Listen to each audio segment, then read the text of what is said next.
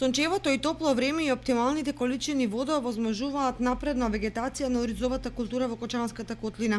Оризовата култура е во фаза на класање. Како што изгледа класот во овој период од вегетацијата, се очекува навистина богат и квалитетен род. Сигурно се да тоа треба да се потврди потоа и со откупно-прометната политика, која за сега не е најповолна, меѓутоа со помош на субвенциите од државата, работите како така се движат во позитивна насока за земјоделците и тие го искажуваат своето задоволство од овој аспект.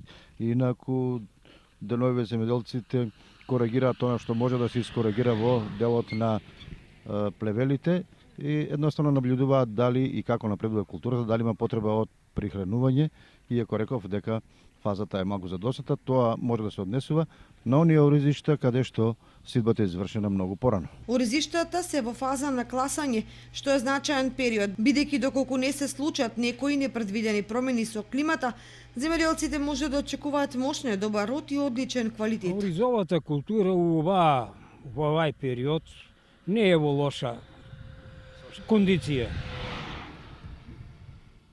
Ке има среден принос. Мислам дека ќе има среден принос. Едно 600 кила, 650 може да ќе има, негде може ќе има и повеќе. За овој оризопроизводител кој поседува над 2 хектари под ориз, воведувањето повеќе семења негативно се одразува врз квалитетот и брендот Кочански ориз.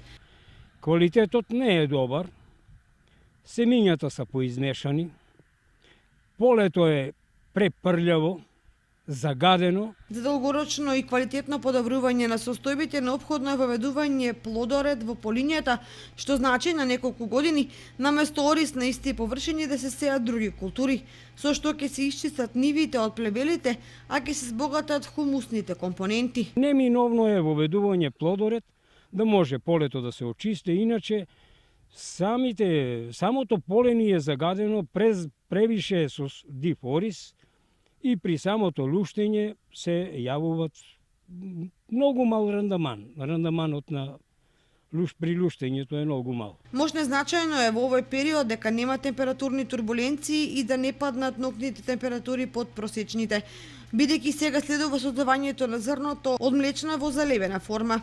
Од крајот на август следува последната фаза на вегетацијата на оризот, зрењето, кога поконкретно ќе може да се проценат очекуваниот род и квалитетот.